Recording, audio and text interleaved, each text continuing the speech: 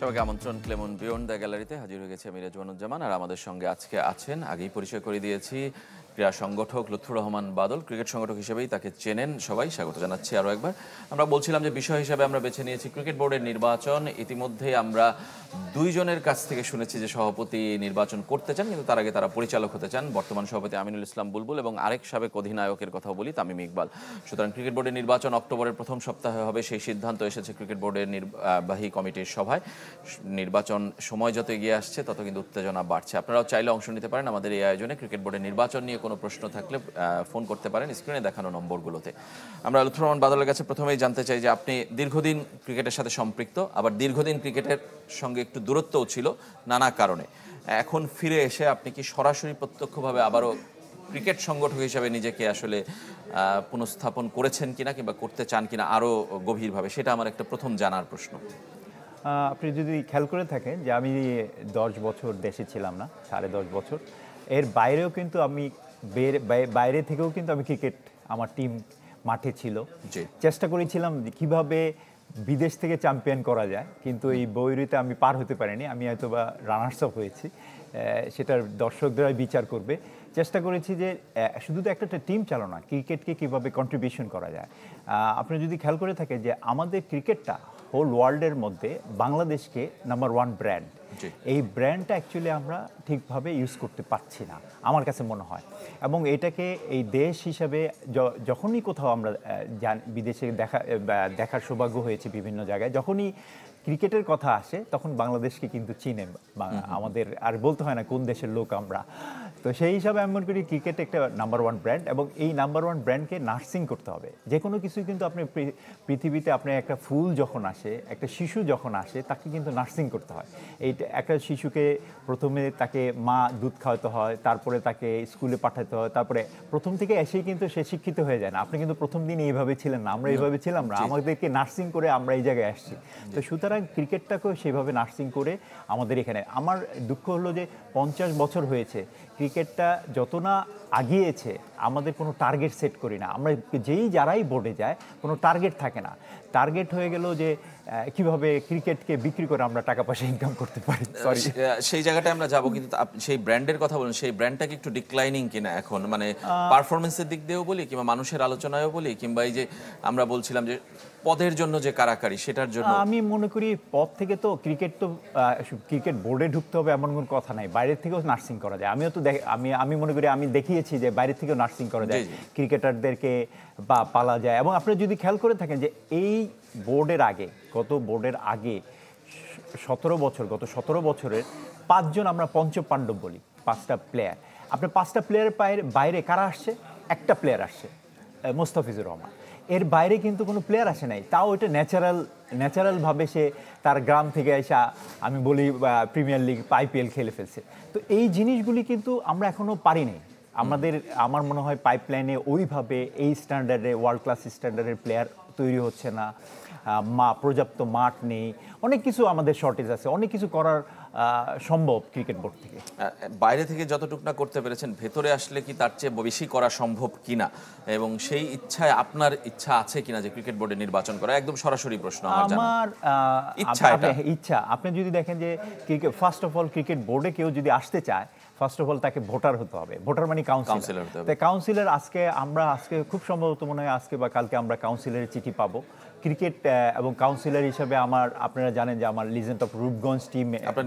নিজেরই টিম আছে এখন কাউন্সিলর হব ফার্স্ট ধাপ এগেলাম তারপর হলো ভোটার যখন আপনারা অ্যানাউন্সমেন্ট হবে যে কখন আমরা ভোট করব ডেট থাকবে ডেট সব কিছু মিল টিল থাকলে সব কিছু যদি আল্লাহর ইচ্ছা থাকে তাহলে অবশ্যই ইলেকশন করব আচ্ছা তার মানে আপনি ডিরেক্ট বললেন যে ইলেকশন করতে চান সবাই বলছেন যে আসলে আগে পরিচালক হতে হবে তারপর সভাপতি মানে সেই জায়গাটায়ও কি কোনো ইচ্ছা আছে মানে আপনার ছোট ইচ্ছা হোক বড় ইচ্ছা হোক সেটা পরের কথা সময় বলে দিবে কিন্তু ইচ্ছার কথা আমার কথা হলো এটা সময় বলে দেখ আচ্ছা সময় বলে দিই ক্রিকেট বোর্ডে গেলে আসলে যে 24-25 জন ডিরেক্টর থাকেন তারা ভিতরে থেকে কি আসলে আরো বেশি পলিসি মেকিং এর কাজ করতে পারেন মানে সেই জায়গায় কোনো আক্ষেপ কিংবা ঘাটতি আছে দেখে কি আপনি ইলেকশনটা করতে চান আমার কাছে মনে হচ্ছে যে ক্রিকেটে যারা আসবে আমার ধারণা আমি চাই যে ওয়ার্ল্ডে 2 ধরনের লোক হয় একটা হলো গিভার আর একটা হলো টেকার এখন যদি আপনি ক্রিকেট বোর্ড যদি সব টেকার আসে তাহলে তো আপনার এখানে ক্রিকেট বোর্ড ওইভাবে চলবে না। আমি মনে করি ক্রিকেটটাকে কোনো প্ল্যাটফর্ম তৈরি করা উচিত না, যে এক্সপেরিমেন্টাল প্ল্যাটফর্ম, যে এখানে আইসা এক্সপেরিমেন্ট করবে। এখানে যারা পরীক্ষিত ক্রিকেটের, এবং আমি বলবো যোদ্ধা, এবং তারা ফাইন্যান্সিয়ালি সলভেন্ট, এবং এখানে আইসা কোনো ফাইন্যান্সিয়াল ক্রাইম করবে না। আমি মনে করি ক্রিকেট বোর্ডে যারা আসবে তাদের সম্পদের হিসাব নিয়ে ক্রিকেট বোর্ডে ঢোকা উচিত।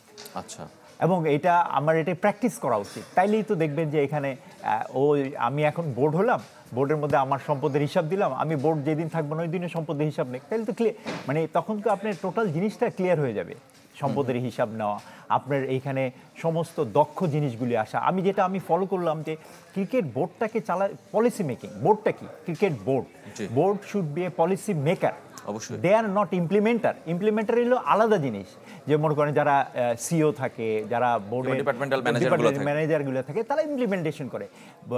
পলিসি মেকিং এর জন্য বোর্ড, এবং বোর্ডে যারা পলিসি মেকিং এর দক্ষ, তারাই ওখানে যাওয়া উচিত। আচ্ছা, মানে সেই জায়গাটায় কি যারা আলোচনায় আসছে, আপনি তো নিশ্চয়ই যেহেতু নির্বাচন করবেন জানেন কারা কাউন্সিলর হচ্ছে, কারা ইলেকশন করতে চান। আমি বলছি এবারের ইলেকশনটা কি বেস্ট ইলেকশন হবে? কারণ গত 3-4 টার্মে আমরা কখনোই দেখিনি যে খুব ওপেন ইলেকশন হয়েছে। দেখেছি যে গুটি কয় লোকই ইলেকশন করেছেন এবং তারা নির্বাচিত হয়েছেন, এবং সভাপতি পদে তো কখনোই কোনো প্রতিদ্বন্দ্বিতা আমরা দেখিনি। মানে এবারের ইলেকশনটা কেমন হবে কিংবা কেমন চাওয়া আপনার? আমার চাওয়া ক্রিকেটের জন্য ভালো হোক, এটা তো অবশ্যই চাই। এবং যে কোনো কিছু ইলেকশন, যেমন গত কয়েক বছর তো এটা ইলেকশন হয় না, এটা সিলেকশন হয়েছে। যারা বোর্ডে গেছে এটা জাস্ট নাম কস্তে ইলেকশন। তো এইবার আমার মনে হচ্ছে এবার তো ইলেকশন ভাইব বোঝা যাচ্ছে যে এবার একটা ইলেকশন হবে। আমরা আশা করছি মুক্ত বাতাসে আমরা ভালো সুন্দর একটা ইলেকশন দেখব এই সরকারের আন্ডারে। মুক্ত বাতাসে ইলেকশনের আবার একটা ভালো দিকও আছে, খারাপ দিকও আছে। ভালো দিক তো সবাই ইলেকশন করতে পারে, আবার খারাপ দিক হলো যে আপনি যেটা নিজেই প্রথমে বলছিলেন, যারা সলভেন্ট না, যারা যোগ্য না, তারাও অনেক ক্ষেত্রে আসলে জনপ্রিয়তারা নিয়ে চলে আসতে পারে নির্বাচনে। সেটার কন্ট্রোলটা আসলে কিভাবে হওয়া উচিত, এই ব্যালেন্সটা কিভাবে হওয়া উচিত? যদি খেয়াল করে থাকেন যে এখন আমরা যদি 76টা ক্লাবের টোটাল, আমরা কিন্তু ভোটার। আমি ক্লাবেরটাই কথা জি জি, বলতেছি, আপনি এই ক্যাটাগরিতে ক্লাব থেকে 12 জন কাউন্সিলর। এখন আপনি সবাই, আমি প্রিমিয়ার লিগের মালিক, আপনি থার্ড ডিভিশনের মালিক, সেকেন্ড ডিভিশনের, সবার আসার অধিকার আছে। এখন আপনারা চুজ এন্ড পিক, এটা তো করবে 76টা ক্লাব।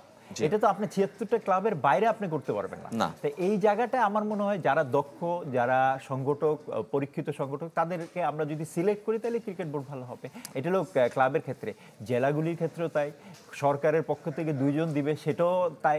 এখন এগুলি তো প্রত্যেকটা সেক্টর থেকে ভালো লোক আসলেই যে আপনার একটা ভালো সুন্দর জিনিস তৈরি হবে। অবশ্যই, এবং সেখান থেকে একজন সভাপতি নির্বাচিত হবেন। এবং সভাপতি হিসেবে আমরা বলছিলাম যে শুরুতে এখন পর্যন্ত 2 জন ইচ্ছা প্রকাশ করেছেন, যদিও তারা বলছেন যে প্রথম পরিচালক হতে হবে, আপনিও তাই বলছেন। আমিনুল ইসলাম বুলবুল এবং তামিম ইকবাল, 2 জনই সাবেক অধিনায়ক বাংলাদেশের। 2 জনের এই ঘোষণাটাকে আপনি কিভাবে দেখেন? অবশ্যই আমরা যদি দেখেন যে এই প্র্যাকটিসটা এই সরকার আসার পরে যখন ফারুককে প্রেসিডেন্ট বানানো হলো, তখন থেকে কিন্তু প্র্যাকটিস ক্রিকেটাররা মনে হলো যে একদম শীর্ষ পদে আসার জন্য তৈরি হচ্ছে। এটা একটা ভালো দিক। আমি মনে করি যে আপনি যদি দেখেন আমাদের দেশে ভারতের সৌরভ গাঙ্গুলি ছিল, রজার বিনি এখনো ছিল, কয়েকদিন আগে পদত্যাগ করেছে। তো এই জিনিসগুলি, এটা তো একটা পদ, আরও কিন্তু 24টা পদ আছে। মানে এই সভাপতির বাইরে পড়ায় 24টা পদ আছে। এখন সভাপতি আপনারা এখন বুলবুল এবং তামিম 2 জনেই কিন্তু মাঠে তাদের সেরাটা দিয়েছে। এবং আপনারা জানেন যে তামিম আমাদের সবচেয়ে বড় one of the best opener. আর এরকম ওপেনার আর আসবে কিনা সন্দেহ আছে, এত রান করা। এবং বুলবুল ফার্স্ট টেস্ট সেঞ্চুরি করেছে।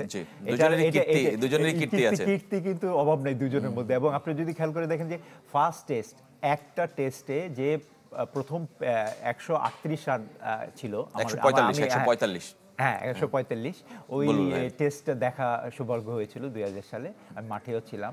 তো আপনার ওই সময় একটা টেস্ট মাত্র শুরু করেছি আমরা, এবং ফার্স্টে 148, ইট ইজ আনবিলিভেবল। এটা মানে এটার সেকেন্ড টাইম তো হবে না, টেস্ট খেলে ফেলছে অলরেডি, আর কোনোদিন হবে না। তো সুতরাং 2 জনেরই কারো অংশে আমি কোনো করবো না। আর আমরা সবাইকে ওয়েলকাম জানাই, যারাই আসবে ক্রিকেটের উন্নতি করলে আমরা তাদের সাথে আছি। আপনার কাছে ফিরবো, একজন দর্শক আছেন আমাদের সঙ্গে, আমরা ফোন নিতে চাই। পরিচয় জানিয়ে আপনার প্রশ্ন অথবা মতামত জানাবেন। হ্যালো হ্যালো, আমি টিপু বলছি রেজন ভাই। জি টিপু ভাই বলেন, আমাদের নিয়মিত দর্শক। কথা বলি। জি, ভালো ভাই, আসসালামু আলাইকুম। বাদল ভাইয়ের কাছে প্রশ্ন। জি বাদল ভাই, আপনাকে প্রশ্ন। জি আপনি বলেন, আপনার প্রশ্নটি শুনছেন। আমি যদিও আবহানী সমর্থক, তবে স্পোর্টস অর্গানাইজার হিসেবে আমি আপনাকে অনেক ভালোবাসি, ঠিক নাও। জি কারণ আপনি ক্রিকেট একটা মানে পরিবর্তনের চিন্তা ভাবনা করেছিলেন, সচিন টেন্ডুলকার এনেছেন, রূপগঞ্জ ওপেনিং এর দিন আমরা এখনো মনে আছে, আমি সেদিন ছিলাম। এখন প্রশ্ন হলো আমার, জি আপনার এই যে রাজনৈতিক পালা বদলে আপনি কখনো হারিয়ে যান, আবার কখনো ফিরে আসেন, এই যে আমরা তো স্পোর্টসকে ভালোবাসি না, এটা আপনার চলে আসে, জোয়ালে আসে, এটা ব্যাপারটা, এটা ক্রিকেটের জন্য, খেলাধুলার জন্য কতটুকু ক্ষতি হচ্ছে বা আপনি লাভবান হচ্ছেন? প্রশ্ন। Thank you. আচ্ছা, ধন্যবাদ আপনাকে। আমি মূল প্রশ্নটা বুঝতে পেরেছি যে আপনার প্রশংসা প্রথমে করেছেন যে সচিন টেন্ডুলকারকে এনে আপনি আপনার ক্লাবের উদ্বোধন করেছিলেন, সেটার দিনের কথা বলছেন তিনি যদিও আবাহনীর সমর্থক, কিন্তু তিনি ভক্ত বলছেন। কিন্তু তিনি বলছেন যে রাজনৈতিক পালা বদলে আপনি একবার হারিয়ে গিয়েছিলেন, আবার ফিরে এসেছেন, মানে এটার স্ট্যাবিলিটিটা আসলে থাকবে কিনা, আপনি আবার থাকবেন কিনা ক্রীড়াঙ্গনে, ক্রিকেটাঙ্গনে, এবং ক্রিকেট প্রশাসনেও আসলে এই রাজনৈতিক পালাবদল আসলে কোনো প্রভাব ফেলবে কিনা? আমি মনে করি ক্রিকেটকে রাজনীতিক থেকে দূরে রাখা উচিত। সবসময় বিভিন্ন সময় আমরা যেভাবে প্রথমে শুরু করেছিলাম যে পুরো ব্র্যান্ড, নাম্বার ওয়ান ব্র্যান্ড থাকাতে রাজনীতিকভাবে যারা আমরা রাজনীতি করি, ক্রিকেটটা একটা তাদের ব্র্যান্ডের ক্ষেত্র তৈরি হয়। আমি মনে করি যে এই রাজনীতিকভাবে এটা ইউজ করা উচিত না। তবে হ্যাঁ, যখন যেই রাজনৈতিক দল থাকবে তাদের প্রভাব তো অবশ্যই থাকবে ক্রিকেট বোর্ডে, এবং এটা ন্যাচারাল ওয়ে যে আমাদের সিস্টেমটা এইরকম। তা আমি মনে করি যে ক্রিকেট বোর্ড এবং ক্রীড়াঙ্গনটা কি রাজনীতিক মুক্ত থাকলে খুবই ভালো। আর উনি যেটা বললো যে আমি 10 বছর হারিয়ে গেছিলাম, এটা তো ঠিক না। আমি টিম চালিয়েছি, আর আমার সবসময় আমি চেষ্টা করব আমার তরফ থেকে যতটুকু দেশের এবং ক্রিকেটের করা যায় আমি করব। হারিয়ে যাওয়ার জন্য তো ক্রিকেট আসে নাই। অবশ্যই না। এবং আপনি যেটা আমরা বলছিলাম যে সচিনকে এনেছিলেন আপনি বাংলাদেশে, এমন বন্ধুত্ব কি এখনো আছে কিনা, কিংবা এখনো কোনো কিছু করার প্ল্যান আছে কিনা? আমার মনে হয় ওর সাথে আমার প্রতি বছরই একবার দুবার দেখা হয়। আচ্ছা।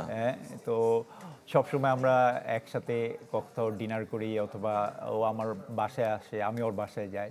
তো ওটা তো বন্ধুত্ব। আপনারা যদি দেখে থাকেন যে ও যখন এসেছিল সে কিন্তু বলে দিয়ে গেছে যে আমি কিন্তু এখানে কোনো আমার কমার্শিয়াল ডিল না, আমি বন্ধুত্বের ডাকে এসেছি। তো সুতরাং ওই বন্ধুত্বটা এখনো আছে, এটা সারা জীবনই থাকবে। এবং ওর কোনো প্রোগ্রাম হলে আমাকে দাওয়াত দেয়, যেমন লাস্ট ওয়ার্ল্ড কাপে ওর গেস্ট হিসাবে আমি ছিলাম সেমিফাইনাল, ফাইনালে। আচ্ছা। সবসময় ওর সাথে টাচে আছি। এবং এরকম না শুধু সচিন টেন্ডুলকার কেন, আমার মনে হয় যে ক্রিকেটের জন্য যদি আমাদের আরও ভালো করার জন্য স্টিভ ওয়াহ, বিভিন্নকে, ওয়াসিম আকরাম, কোনোভাবে কাউকে যদি আরও সম্পৃক্ত করা যায় আমাদের ক্রিকেটের সাথে, তাই করা উচিত। আপনি এই নির্বাচনে অংশ নেওয়ার জন্য কোনো লক্ষ্য কিংবা উদ্দেশ্য, কোনো প্রতিশ্রুতি কি এখন পর্যন্ত ঠিক করেছেন যে আপনি ক্রিকেট বোর্ডে নির্বাচিত হলে এই কাজটা করতে চান? আমার কাছে মনে হয়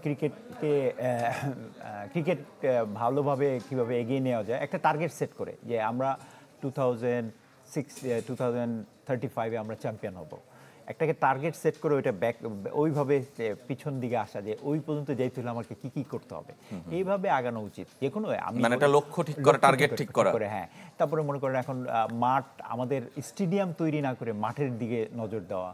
যেমন মনে করেন আমরা দেখেছেন যে আমরা সবাই পুরো প্রিমিয়ার লিগ যখন চলে 7-8টা টিম একসাথে আমরা এক জায়গায় প্র্যাকটিস করি, এগুলির থেকে, এই চক্কর থেকে বেরিয়ে আসা, প্রত্যেকটা টিমকে আলাদা করে দেওয়া, বিপিএলকে ঢেলে সাজানো।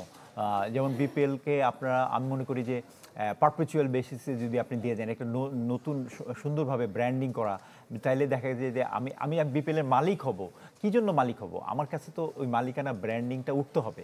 এরকম যদি প্ল্যান করে করা যায়, অবশ্যই এটা অনেক সুন্দরভাবে করা যাবে, ক্রিকেট বোর্ড চালানো যাবে। তার মানে আপনার বেশ কিছু প্ল্যান আছে, সেগুলো নিশ্চয়ই আরও সময়ের সাথে সাথে আপনি আরও বলবেন। এমনিতে যেটা বলছিলাম যে পরিচালক হিসেবে যারা ঘোষণা দিচ্ছে, কাউকে কি এগিয়ে রাখেন কিংবা পিছিয়ে রাখেন? আমরা 2 পরিচালক প্রার্থীর কথা বলছিলাম, সভাপতি তারা হতে চান, আমিনুল ইসলাম, তামিম ইকবাল। কাউকে কি এগিয়ে রাখেন, পিছিয়ে রাখেন? আপনি দুজনেকেই পারফরমেন্স, খেলার মাঠের পারফরমেন্সের সমান দিয়েছেন, তাদের কীর্তির কথা বলেছেন। সংগঠক হিসেবে তাদের প্রমাণ কি দেখেছেন? সংগঠক হিসেবে আপনি যদি খেয়াল করে থাকেন, দুজনেই কিন্তু ক্যাপ্টেন ছিল জি। বুলবুলও একটা সময় ছিল, তামিমও ছিল। আমি তামিমের ক্যাপ্টেন্সি দেখেছি আমরা। তখন আমরা অলমোস্ট আই থিঙ্ক ওয়ান ডেতে আমরা খুব ভালো আমরা র্যাঙ্কিংয়ে ছিলাম। 4-5 ছিলাম। হ্যাঁ, জি। র্যাঙ্কিংয়ে ছিলাম। তাহলে জি। ওইখানে তো সেই ক্ষেত্রে অনেক সার্থক মনে করি। এবং সেই জায়গাটায় আমার মনে হলো যে ক্রিকেট মাঠ চালানো আর বোর্ড চালানো কিন্তু এক না। জি। আপনাকে বোর্ডটা অবশ্যই এক্সপিরিয়েন্স কাজে লাগবে, মাঠের এক্সপিরিয়েন্স, বাট এটা হলো একটা কম্পোনেন্ট। একটা মাঠ চালানোর ক্ষেত্রে মাঠে নামা পর্যন্ত আপনি যদি দেখেন আম্পায়ার লাগে, আপনি যদি দেখেন একটা ম্যানেজমেন্ট কমিটি লাগে, আপনি যদি দেখেন স্টেডিয়াম লাগে, আপনি যদি দেখেন সরকার লাগে, আপনি যদি দেখেন সিকিউরিটি লাগে, মানে একটা খেলা পরিচালনা করার জন্য 7-8টা কম্পোনেন্ট লাগে। জি। তো এই কম্পোনেন্টগুলিকে আবার একজন পরিচালনা করার জন্য বোর্ড লাগে। তো এই বোর্ড থেকে আপনি যদি এই কম্পোনেন্টগুলি সব যদি আপনারা নখদর্পণে না থাকে, তাহলে তো ভালো বোর্ড হবে না।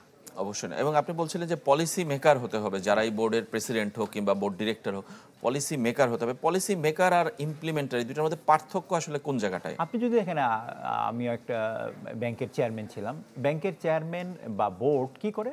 পলিসি মেক করে। কি পলিসি কি মেক করে? নিজস্ব পলিসি মেক করে যে আমরা কর্মচারীদেরকে এই বেতন স্কেল দিব, আমি কর্মচারীদেরকে এইচআর অডিট করব, আমি অডিট কমিটি অডিট করব, বিভিন্ন আর ইমপ্লিমেন্ট করে কারা? কর্মচারীরা। যে সিও হলো হেড, তো হেড হলো ইমপ্লিমেন্টেশন করে। কিন্তু এই দুইটা জায়গা কিন্তু টোটালি পার্থক্য। আমাকে যদি সিওর কাজ করতে দেয় আমি পারবো না, বাট আমাকে যদি পলিসি মেক করতে দেয় আমি পারবো।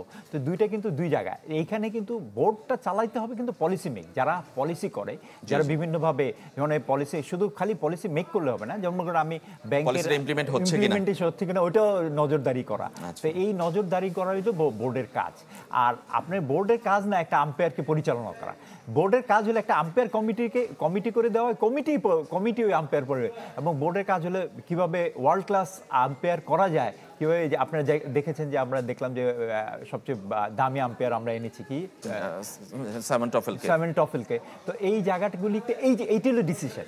এখন সাইমন টফেল যেভাবে ইমপ্লিমেন্টেশন করবে ওটা তো আমাদের মানে বোর্ডের দায়িত্ব না, ওইটা হলো আম্পায়ার কমিটি এবং আম্পায়ার তারা এটা ঠিক করবে। এই হলো পলিসি মেকিং আর ইমপ্লিমেন্টের পার্থক্য। একজন দর্শক আছেন, আমরা একটু ফোন নিতে চাই একদমই শেষের দিকে। দর্শক পরিচয় জানিয়ে আপনি দ্রুত আপনার প্রশ্ন অথবা মতামত জানাবেন। আসসালামু আলাইকুম, আমি রাজশাহী থেকে মোহাম্মদ হাসিবুল ইসলাম বলছি। ওয়ালাইকুম সালাম। জি বলুন। আমার প্রশ্ন হচ্ছে, আইসিসির গঠনতন্ত্র বা নিয়ম অনুযায়ী রাজনৈতিক হস্তক্ষেপ করা যাবে কি বিসিবির নির্বাচনে? যেমন ধরেন আফগানিস্তানের ইয়াতেও তো দেখলাম যে রশিদ খান মানে রাজনৈতিক পালাবদলের পরেও তিনি খেলে যাচ্ছে, কিন্তু সাকিব আল হাসানকে মানে এই রাজনৈতিক পালাবদলের পরে মানে দল থেকে সেটে ফেলা হয়েছে। এই বিষয়ে যদি একটু বলতেন। আচ্ছা, আইসিসির গঠনতন্ত্র অনুযায়ী ক্রিকেট বোর্ডের নির্বাচনে রাজনৈতিক কিংবা সরকারি হস্তক্ষেপ করা যাবে কিনা, এটা তো নরমালি করা যাবে না, এটা আমরা সবাই জানি। এবং এখন পর্যন্ত সরকারি হস্তক্ষেপ হয়েছে এমনটা আমরা বলি না। আপনি বলছিলেন, আপনার একটা পয়েন্ট দিয়ে শেষ করতে চাই, সরকারের বিভিন্ন হস্তক্ষেপ না, প্রভাব থাকে বোর্ডে, যে সরকারি যখন থাকে, এটা বাংলাদেশের প্রেক্ষাপটে মেনে নিতেই হবে। এই অন্তর্বর্তী সরকারের অধীনে যদি নির্বাচনটা হয়, পরবর্তী যে নির্বাচিত সরকার আসবে তখন কি আবার বোর্ডের পরিবর্তন হয়ে যাবে এই কয়েক মাসের ব্যবধানে?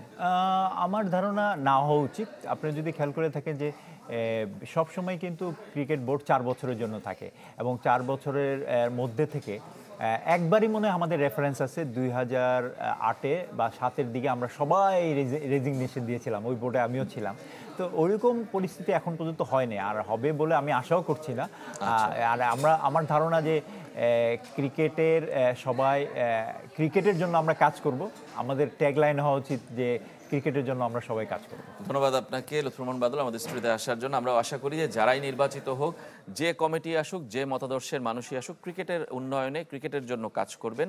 নতুন বোর্ড যারা আসবেন সেই প্রত্যাশা তাদের জন্য রেখে আজকের মতো এখানেই শেষ করছি।